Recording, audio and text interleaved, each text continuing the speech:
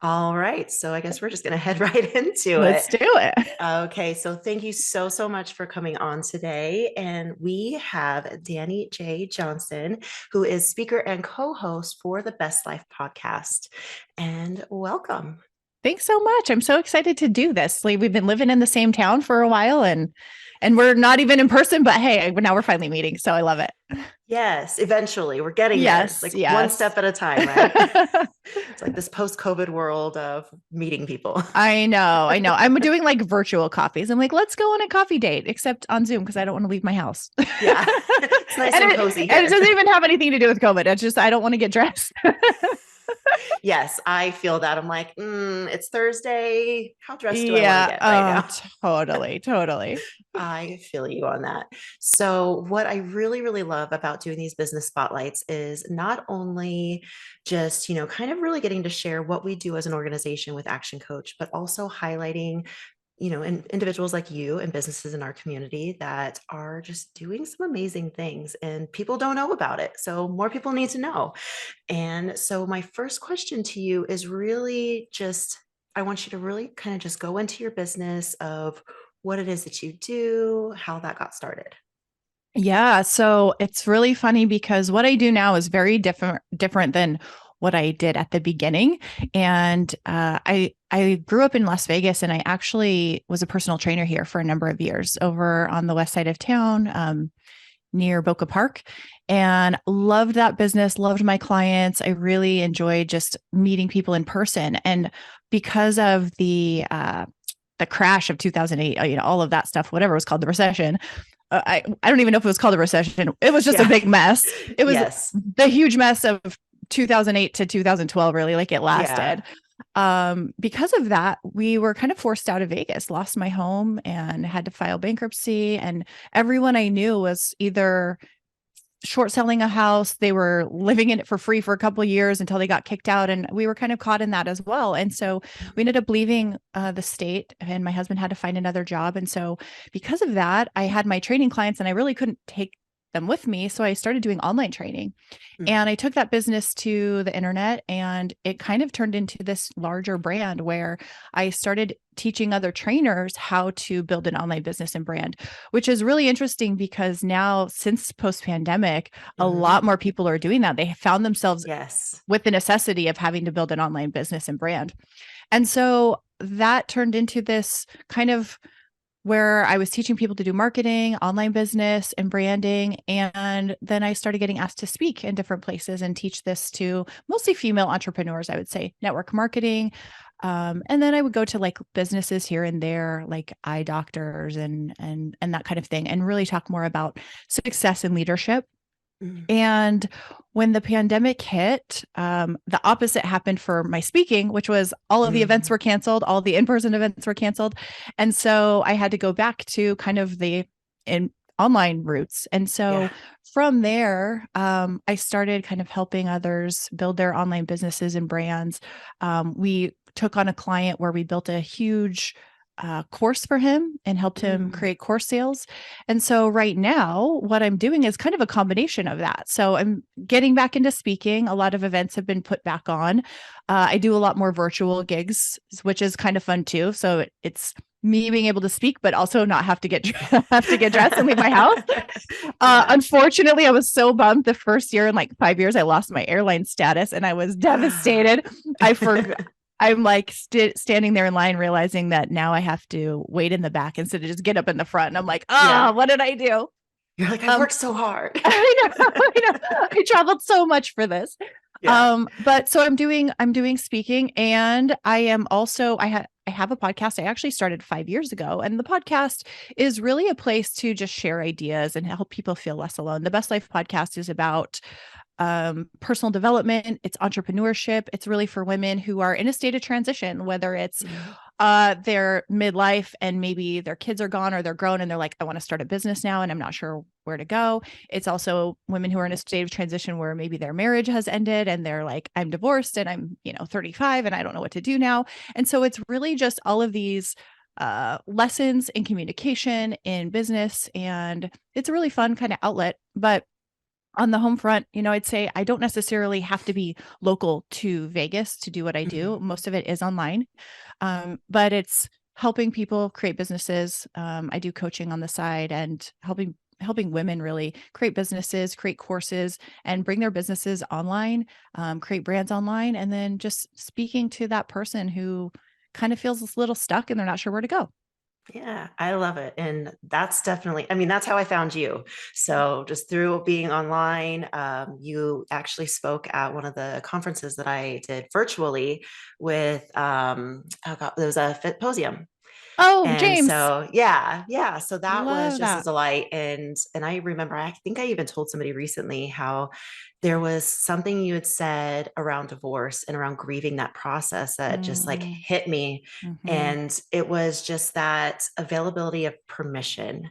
And sometimes I found even in my own coaching with clients that sometimes we just need to give people permission to just be or do something that they already have the wherewithal to do. And that's what's so great about coaching is it really is that empowerment to someone else and giving that power back to them of you can do this, it is possible. So Mm. thank you for that. Yes, I love that. I wasn't actually sure how we connected that way. So that's really fun. I've done Fitposium for a number of years, and that's really cool that that's where we were connected. I kind of Yeah. thought it was through Amanda Silva. I wasn't sure because she's a Vegas gal and a coach. So Yeah. love it. I think I know we have a couple like there's a few connections because again, Vegas Yeah, is a big small town. it So is. It you're really not is. too far disconnected from anybody here. Yeah. And I know, especially in the business community, that's something that I speak into a lot for people that are bringing their businesses here. And then, especially with this business coaching firm that we have, and we are international. And so there is a lot that kind of comes through Vegas too, since we are really a hotspot for a lot of different things. So yeah, there's a lot that happens here in Vegas. There That's for is, and sure. one of the reasons I came back, so I left in 2011, and because of speaking, I really needed to find. I was actually living out of a suitcase for about 2.5 years because I was traveling so much. There was really no point to pay rent somewhere when I was never home, and I was doing a lot of retreats, so I would be somewhere Mm. for a week or 2 weeks. So it was beautiful because I got room and board, and I got to speak for like one day, and then I just got to like be in Mexico, which was amazing, or Morocco. I was like, this is the amazing life. So the pandemic sucked because I got stuck in an Airbnb for 4 months and I'm going, I don't know what to do. And now I need a place to go. I ended up back in Vegas because of my parents, but also because there are so many events, so many conferences that come through here that I was here a lot anyway because Mm. people bring in speakers, people bring in, there's someone always coming here. There's always organizations coming here, and it's a great hub. And it's amazing. I find that living here, you get to meet and network with so many more people because everyone comes to Vegas. Not everyone's Yeah. going to like Montana, but you're coming No. to Vegas, whether it's a bachelor party, a bachelorette party, like there's an event, there's something going on here. And so it's so perfect. LA was similar, but I felt like it wasn't as easy to get to know people as it is being here. Yeah, yeah, and I could definitely see that too. Um, and even when I have conversations with some like city and county officials, it's that same thing of really getting their perspective of different things as far as what's coming here, what's Yeah. happening. Yeah. So, what would you say is the most something that's you're just most excited about with either what you're doing as a speaker and host or with your business specifically? Yeah, what I'm most excited about is I'm actually starting a second podcast. So my podcast right now, The Best Life, I'm the co-host. It's with my best friend Jill Coleman. But I'm going to be starting my own. She has one of her own as well, and this is really more in my niche, which is going to be more about resilience, mental health, and kind of bringing up some psychedelics. I Mm, just became the chapter head of Microdose Las Vegas, and what it nice. is really an organization to help bring about awareness of psychedelics and the science behind it to the mental health space. And I've Mm, struggled with mental health issues my entire life. When I was 15, I went to Charter Hospital, I was taken out of school, and I don't even think Charter exists anymore, at least not where it used to yeah, I be. don't think so. I've driven by and I haven't seen it. Um, but I have found amazing healing and also just seen the research in studies with psilocybin, MDMA, and other psychedelic compounds. And there's some ketamine clinics already in Las Vegas. And so bringing conversations here, and I just want to get more into the community. I've been back Mm, here for about 2.5 years, but I was taking care of my mother who was sick. And so I feel like I'm finally being able to kind of dig my fingers in and get my hands dirty and like get to bring community events here again. mm, And the podcast will really talk about that. And I think resilience is something that everyone needs to build that muscle. I think we all go through mhm. hard stuff. I did a TEDx talk on starting over, and I feel like we all have to start over at some point, whether it's a job loss, an injury, divorce, a death. Mm. There are so many times in our life where we're forced to start over. And it's also some of the shittiest times you're ever going to have. Like the struggle is real. Yeah. And Yeah. so to have someone, like back to like giving permission, to have someone give you permission, or to see someone who's gone through what you're going through and how they got through it, can be such a beautiful thing. And I like to call it the lighthouse. Like if you can be the Mm. lighthouse for someone else who's going through what you went through, you can help narrow that curve and make it so much easier on someone. And I think we're all here to really help each other navigate those storms. And so I'm excited about that. So hopefully that podcast Yay. will be out in a couple of months. I'm working on it right now. And when I launch it, I want to launch it with already about 10 episodes published, so like people can binge on it. Yeah. So I'm excited about that because it's kind of in collaboration with what I'm doing locally.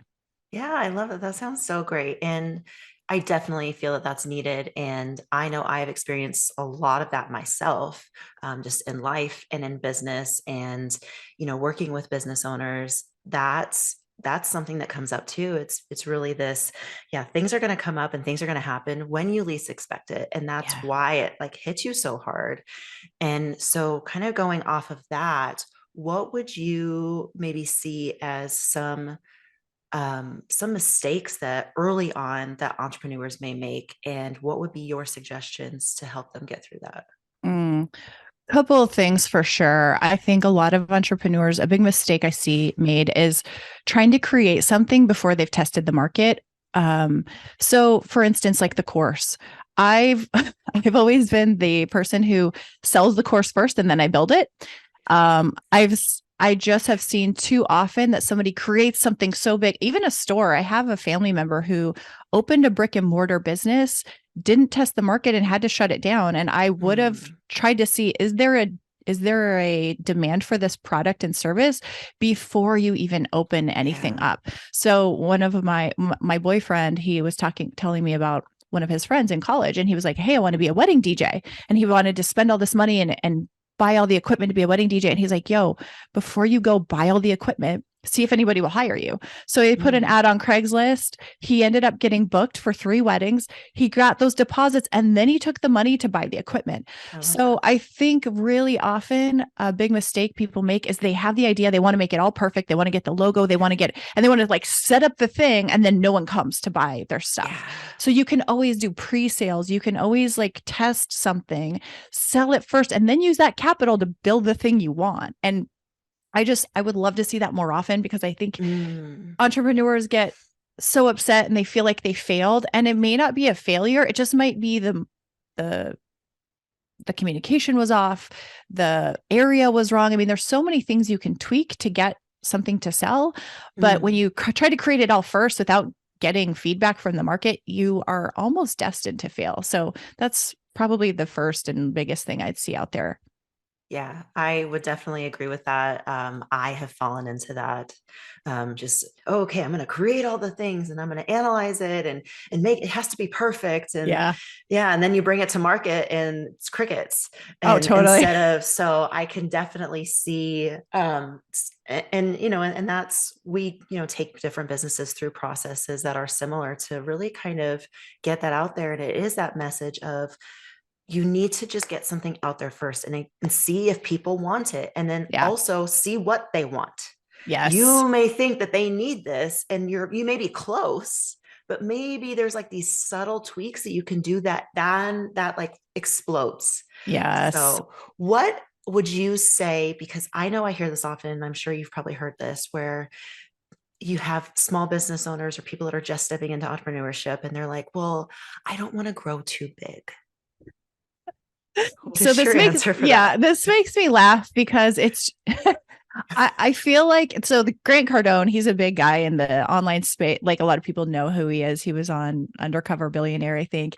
And he always says to create bigger problems for yourself. And I think so many entrepreneurs get this idea that they get so scared of like what's going to happen in the future. You don't even make the first step. I remember I was in network marketing. I had this gal and she was like, oh, I'm so worried about taxes. Like, what am I going to do about taxes? I go, sell your first thing. Like, you don't even have to worry about taxes until you actually make money. Yeah. So I feel like too many people get in their head about getting too big. Like, let's just worry about making the first dollar. Let's make your first six figures, and then you will be Hmm. able to figure it out. Unfortunately, you don't have the skills to take care of getting too big until you actually deal with Yeah, being you're small and there. growing. So it's like you will get there when you get there, but you Mm, can always pull back. You can always hire people. I mean, there are so yeah. many things you can do as you get too big, but most people don't have that problem. Like if you have the problem getting too big, that's a great problem to have. Most Yeah. entrepreneurs have a big vision, so they think they're going to get there, and they're stuck in their moment of where they're at right Mm, now, and they don't know how to. They're like, I don't even know how to handle this. So how am I going to handle when I get big? Don't worry, you'll be able to figure that out when you get there. You can find the connections. You can find a someone to do a consultation with you. You can get help, but I just think it's really funny because most of the time people who say that are not even close to being too big. And yeah. it's like let's make your first couple bucks first and then we'll worry about getting too Yeah. big. Well, like that's why you're here. You're Yeah. good. Yeah. I love that. So what would you say is maybe a misconception about your industry or what it is that you do? I think a misconception. So I would say mostly I'm going to put this in the coaching industry. Um, a misconception in the coaching industry is I think sometimes people are looking for um the answers.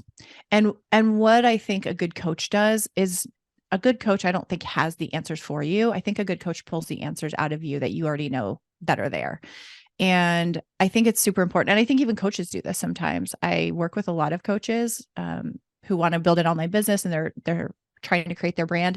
And they're like, what if somebody asks me something and I don't know? Like, that's okay. You don't have to know. In fact, it's not, you don't have to know every single thing at all. In fact, a lot of times your client really does know. I mean, it's even like in Hmm. relationships, maybe you're going through, I remember when I was going through my divorce and for a long time, I'm like, I don't know if I should stay or if should I go. And I was working with a coach and she was like, you'll know when you know.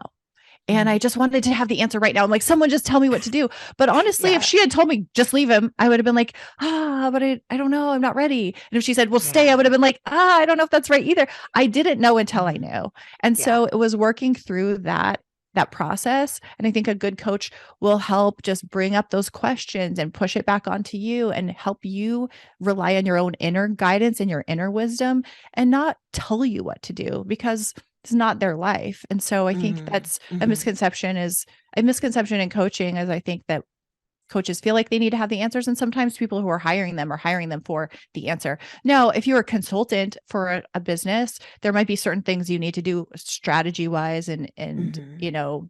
maybe process wise, but that's a different story than coaching.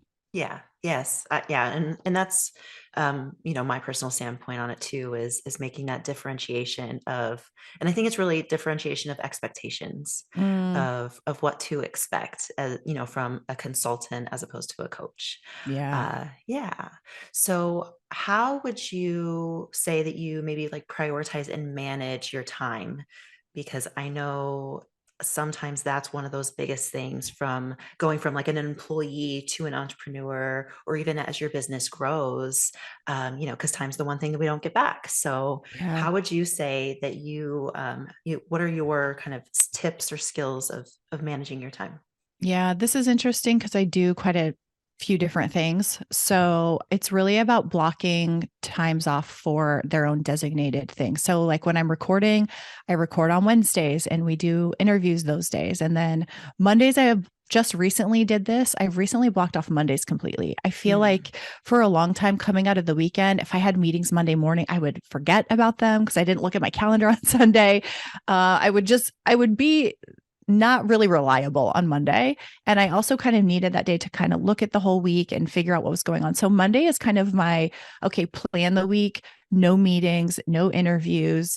I will still get things done, but maybe it's personal stuff. Maybe I got to go get Mm, labs done or something like that.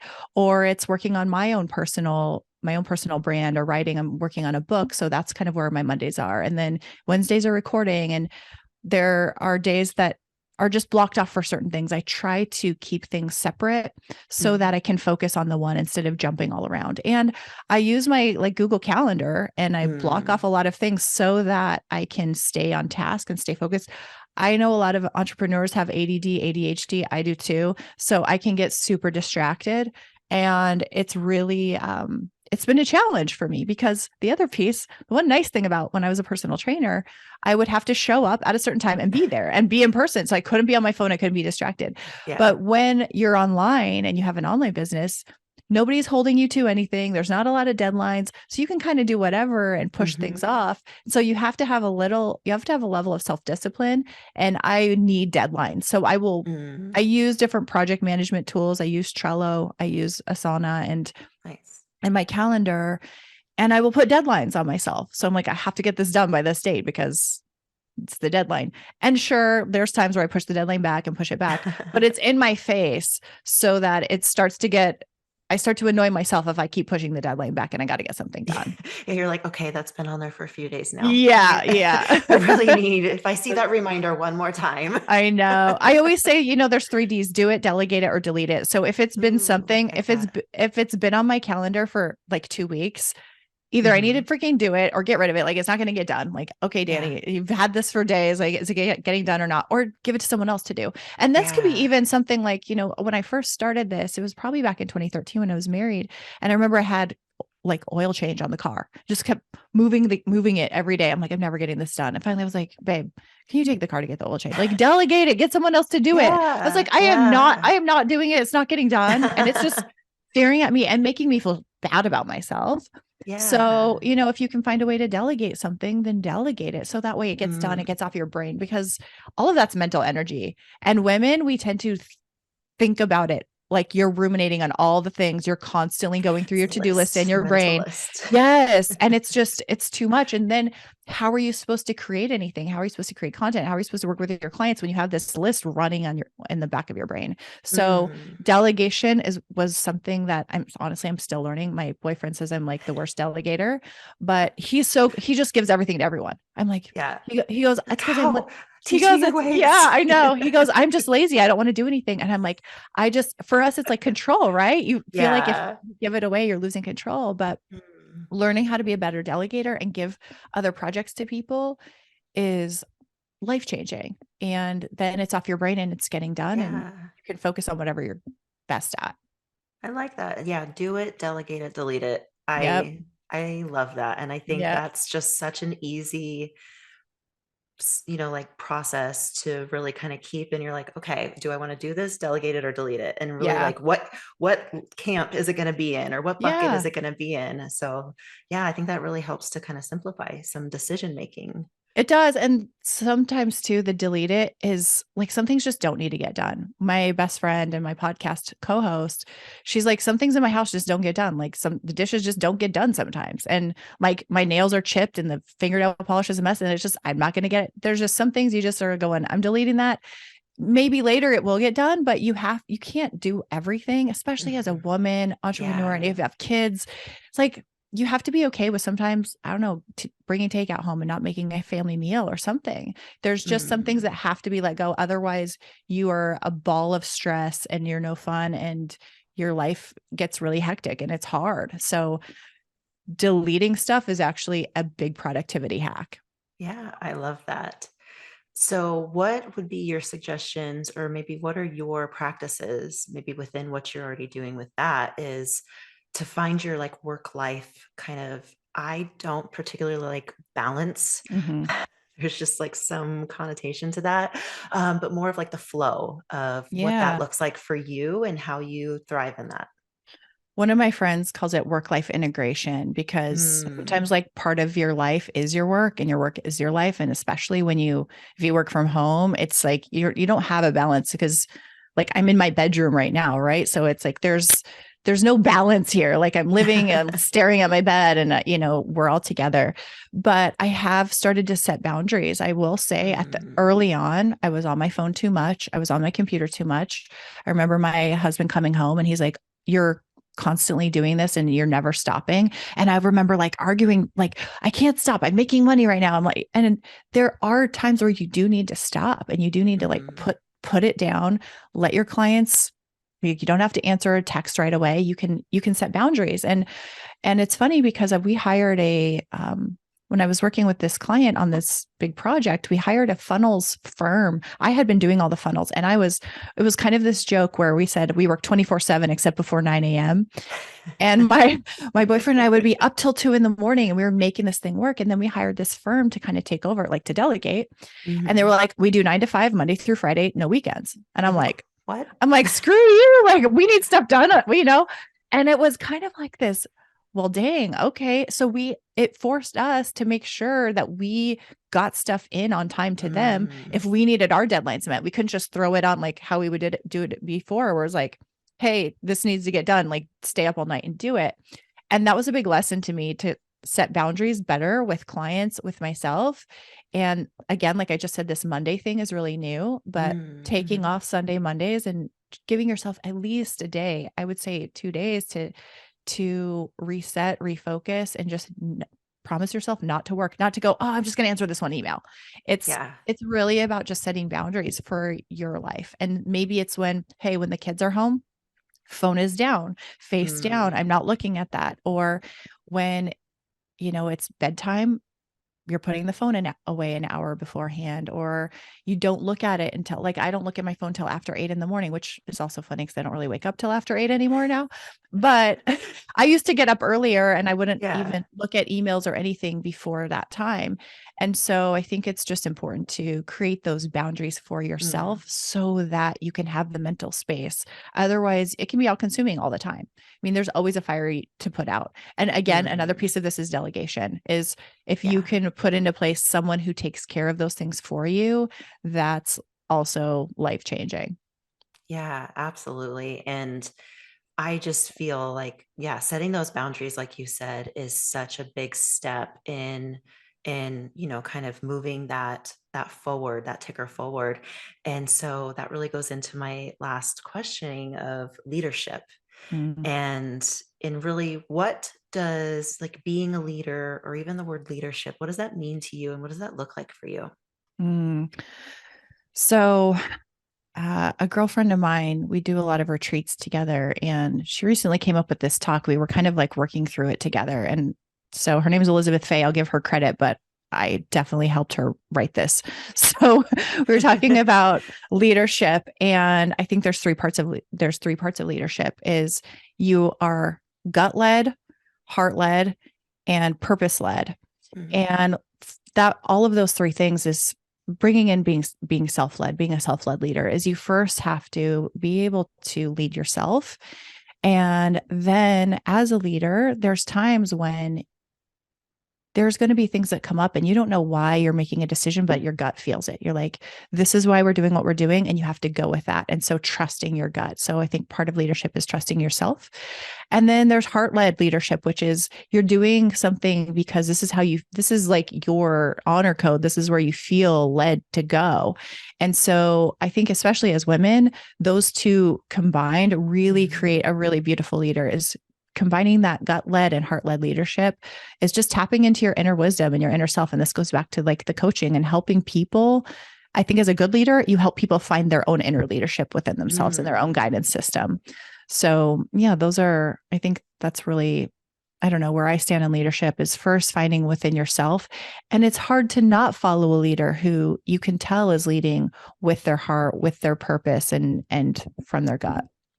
Yeah, I love that. Thank you. All right. Well, it's been such a pleasure speaking with you, hearing some bits of your story and your journey and sharing your wisdom and insight with us. So thank you again for that. I appreciate it. Thanks for having me on. All right. And I'm sure we will finally meet up in person again soon. And for everyone else watching, we will link all of the contact info for Danny J and for her podcast, and definitely give that a follow and a listen, and keep in touch with this community because, we all need to know each other so we can support one another and drive everything forward. Love it.